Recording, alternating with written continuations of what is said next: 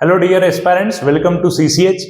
जैसा कि आपने देखा एसबीआई क्लर्क का 14,000 वैकेंसी निकला है, वैसे ही सेम एनआईसीएल का 500 वैकेंसी ये असिस्टेंट के लिए निकला है।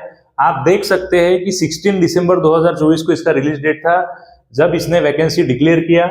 ये 500 वैकेंसीज है, 500 वैकेंसीज अलग अलग स्टेट मिला के। आप देख सकते हैं कि यहाँ पे हर स्टेट का उन्होंने एक अलग वैकेंसी दिया है। सबसे ज्यादा वैकेंसी महाराष्ट्र के लिए आई है, दैट इज 105 वैकेंसीज।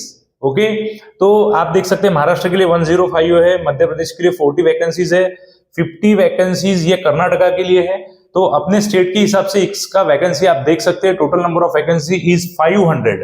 ओके, तो अभी जैसा कि हम देख सकते हैं कि ये वीडियो में हम देखेंगे कि इसका सिलेबस क्या है और एग्जाम पैटर्न क्या है, क्योंकि ऑलमोस्ट अब आधी चीजें तो हर बच्चों को पता ही रहती है कि फॉर्म कैसा भरना चाहिए, क्या भरना चाहिए। तो ऑलमोस्ट इसका प्रोसीजर एसबीआई क्लर्क के जैसे आपने फॉर्म भरे हैं या पिछले वक्त भरे होंगे, तो सेम इसमें भी प्रोसीजर वही है। आपको सेम प्रोसीजर में एग्जाम फॉर्म भरना है, लेकिन एक इसमें डिफरेंस ऐसा है कि जैसा आप देख सकते हैं कि इनका जो फॉर्म फिलिंग डेट है, वो फॉर्म फिलिंग डेट अगर online registration payment and application fees starting from 17 December 2024 and will and on 1/12, मतलब 1 जनवरी को 2025 को ये फॉर्म इसके पहले ही भरना है, 1 जनवरी 2025 के। Tier 1 that is preliminary exam, इसका प्रीलिम्स जो है वो 27 जनवरी को ही दिया है, मतलब फॉर्म भरने के लगभग 27 दिनों के अंदर ही आपको, ज्यादा से ज्यादा 30 दिनों के अंदर आपको ये एग्जाम को फेस करना पड़ेगा। इसका मेंस एग्जाम ये भी दिया है लगभग 2 मार्च को। आपको जैसा पता होगा कि एसबीआई क्लर्क का डेट नहीं आया, सिर्फ मंथ आया है प्रीलिम्स का, लेकिन इन्होंने इनका डेट एग्जैक्ट दे दिया है। डाउनलोड ऑफ कॉल लेटर्स ये आपके एग्जाम के 7 दिन पहले आपको आ जाएगा, 7 डेज प्रायर। ओके, तो ये रहा आपका events and tentative dates. Okay, थोड़ा सा डेट में फ्लक्चुएशन हो सकता है, लेकिन जैसा कि क्लियर जब डेट देते हैं तो इसमें चेंजेस होने के चांसेस बहुत कम रहते हैं। ओके, फिर भी इन्होंने टेंटेटिव कहा है। Next that is candidate should apply through online mode, आपको ऑनलाइन मोड से ही अप्लाई करना है। यहाँ पे जाके आप इसका फॉर्म भर सकते हो, ठीक है। उसके बाद में एलिजिबिलिटी क्राइटेरिया पे थोड़ा फोकस करते हैं। Eligibility criteria, please note that eligibility criteria specified are basic criteria for applying the post. At the time of regional language test, the candidates must necessarily produce the relevant documents. जब भी आपका regional test रहेगा according to आपके state, तो उसके हिसाब से उनको डॉक्यूमेंट प्रोड्यूस करके देना है आपको। जैसा कि देखा कि इसमें प्रीलिम्स और मेंस ऐसे 2 ही एग्जाम है, इंटरव्यू इसमें नहीं रहेगा क्योंकि असिस्टेंट का एग्जाम है। नेक्स्ट यहां देख सकते हैं आप कि एज क्राइटेरिया क्या दिया है। एज क्राइटेरिया में इन्होंने बताया कि एज मिनिमम जो होना चाहिए 21 और मैक्सिमम एज चाहिए 30, दैट इज 1/12/2024 तक, 01/12/2024 तक। मतलब कोई भी बच्चा 21 साल से नीचे नहीं रहेगा और 30 साल से ऊपर नहीं रहेगा, लेकिन ये नंबर्स जनरल कैटेगरी के लिए रहते हैं। आपको ये सेम नीचे जैसा देख रहे हो आप, relaxation in upper age limit will be as under. Upper age limit मतलब ये जो है, इसके बाद के जो आपको एडिशनल लिमिट लगने वाली है वो शेड्यूल कास्ट और शेड्यूल ट्राइब्स के लिए 5 इयर्स है, मतलब आप सीधा 30 में 5 जोड़ लीजिए। अदर बैकवर्ड क्लासेस के लिए 3 साल है। Person with benchmark disability as defined under the rights of person with disability act 2016, इसमें 10 साल है, मतलब आपको 10 साल का इसमें एक एडिशन मिल जाता। एक सर्विसमैन के लिए जो दिया है यहाँ पे plus years subject to maximum of 45 years. Next that is the relaxation in upper age limit to SC, ST, OBC non criminal candidates is allowed on cumulative basis with only one of the remaining categories for which age relaxation is permitted and mention above point 23 to 6। ये जो ऊपर इन्होंने दिया है यहां से यहां तक। एजुकेशन क्वालिफिकेशन दिया है, क्वालिफिकेशन जिसको बोलते कौन सी डिग्री आपके पास रहना चाहिए। Candidate must possesses the minimum qualification of graduation, इनका बोलना है कि any graduate can apply for that exam. लेकिन आगे दिया है in any discipline from the recognised university और एनी इक्विवेलेंट क्वालिफिकेशन, बराबर।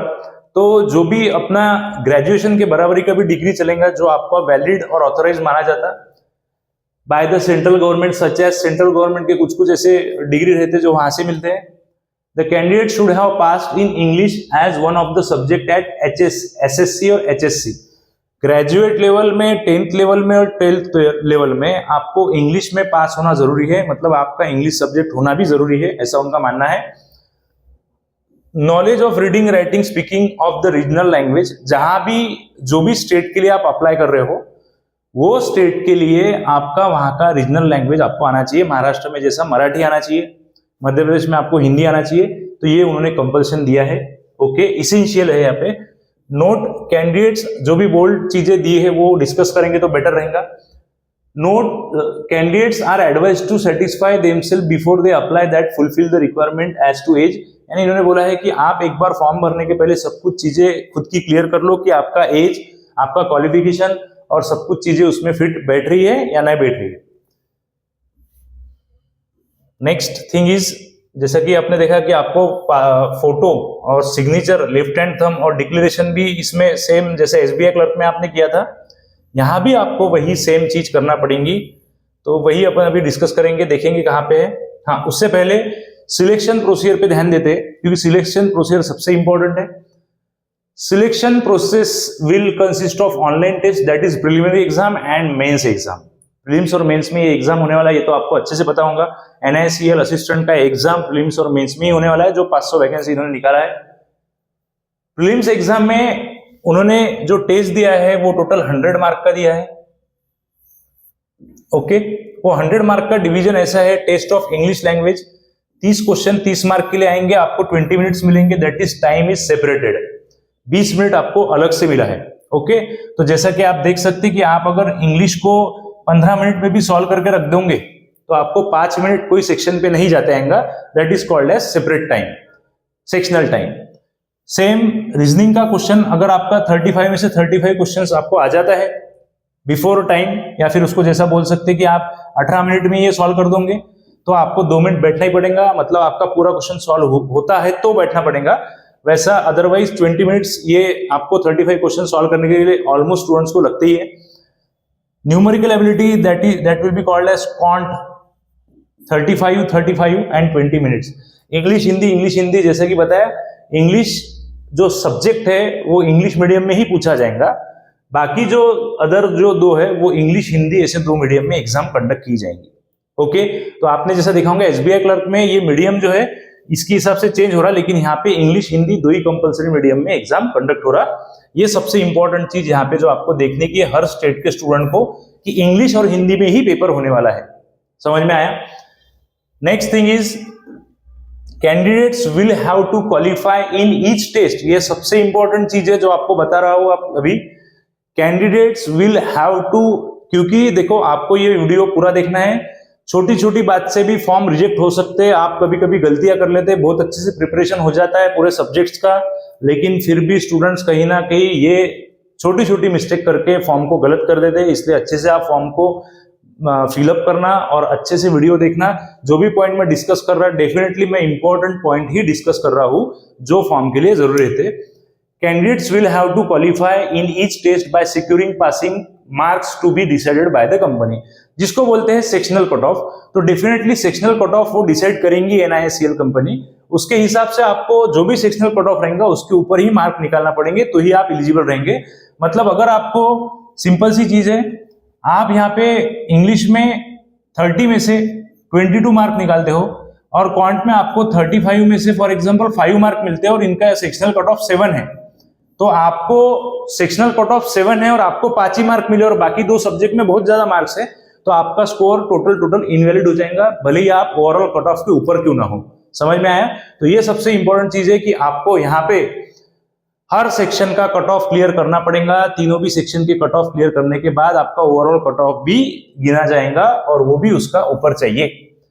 न्यूमेरिकल एबिलिटी में भी मतलब सब इसमें आपको करना है। Adequate number of candidates state wise and category wise as decided by the company will be shortlisted for the tier 2 exam. इन्होंने बोला है एडुकेट नंबर ऑफ कैंडिडेट, जैसे इनका रेशियो रहता है 1:15 for mains, 1:20 for mains, for example बता रहा हूं, एग्जैक्ट नंबर नहीं है। तो एक पोस्ट के हिसाब से ये कितने मेंस के लिए कैंडिडेट को सिलेक्ट करेंगे, तो फॉर एग्जांपल 500 पोस्ट है तो इन्होंने अगर सोचा कि एक पोस्ट के लिए 15, तो ये मेंस के लिए 15 इंटू 500 इतने बच्चे मेंस देने जाएंगे अगर उनका चाहते हैं। वो बोलेंगे कि हम 1:20 करना है हमको। इन्होंने एडुकेट नंबर बताया, नंबर डिक्लेयर नहीं किया। एसबीआई क्लर्क वालों ने नंबर डिक्लेयर किया है कि प्री से मेंस में कितने स्टूडेंट्स जाने वाले हैं, तो उसके हिसाब से हम कट ऑफ का भी डिसीजन और डिस्कशन कर सकते, लेकिन यहाँ पे थोड़ा सा टफ हो जाएगा ये डिस्कस करना। नेक्स्ट,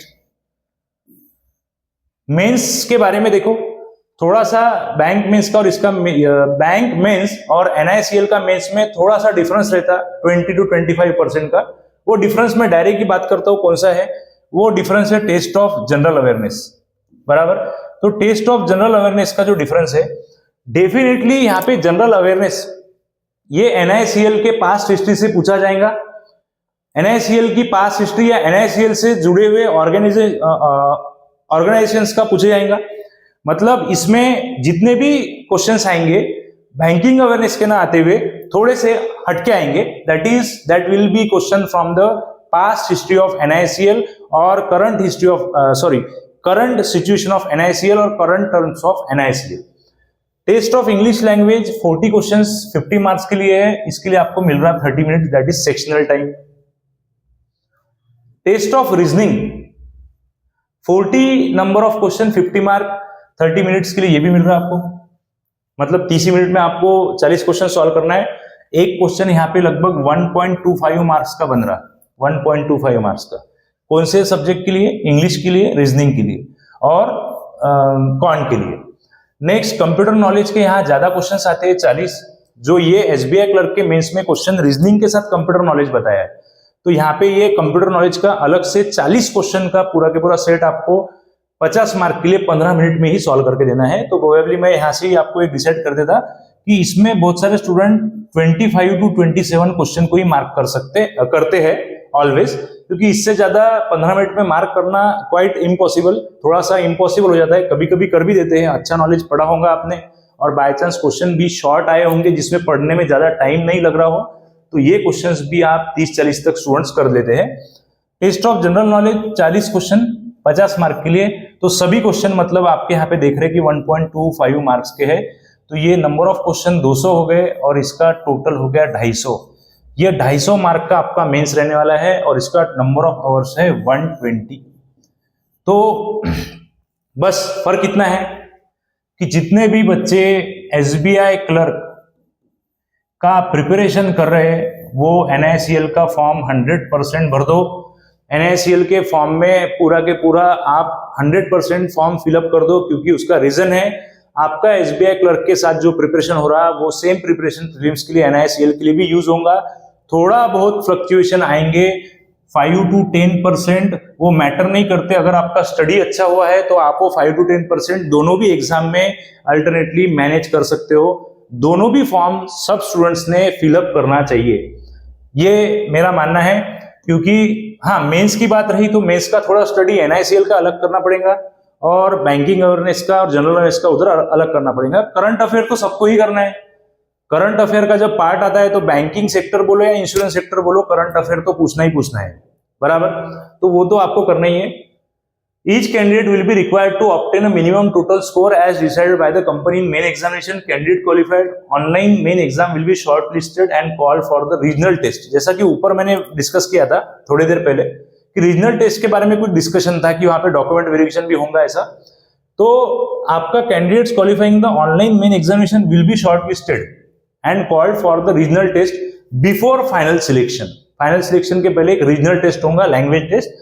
उसमें आपको रीजनल लैंग्वेज टेस्ट अच्छे से पढ़ते, बोलते और सॉल्व करते आना चाहिए। उसका जो भी आप वो 3 चीजें वो पूछेंगे आपको उसके हिसाब से। Final selection will be made on the basis of performance of online main exam. जैसा कि आपने देखा कि प्रीलिम्स एग्जाम ऑलमोस्ट सभी सेक्टर का ये क्वालिफाइंग मतलब मेंस में जाने के लिए रहता, लेकिन मेंस के मार्क आपके डेफिनेटली कंसिडर किए जाते। इन्होंने सीधा सीधा यहाँ पे क्लियर बात की है। Final selection will be made on the basis of performance in the online main examination subject to qualifying the regional language test. समझ में आया? Satisfying the eligibility norms do not entitle a candidate to be called for online examination and regional language test. समझ में आया? Next. तो ये लगभग मैंने ऑलमोस्ट इसका डिस्कशन कर लिया। और एक सबसे इंपॉर्टेंट चीज, in case of equal marks scored by the last two or more candidates in the merit list, the candidate's senior most age will be shortlisted for the further process। तो ये तो बचपन से अपन देखते आ रही है कि अगर दो बच्चों को सेम स्कोर होगा तो जिसमें जिसका एज ज्यादा है उसको पहले चांस मिलेगा, क्योंकि एज के हिसाब से उसको चांस मिलना चाहिए, क्योंकि उसका लास्ट अटेम्प्ट रहेगा, ऐसा बोल सकते हैं। ठीक है, नेक्स्ट वन,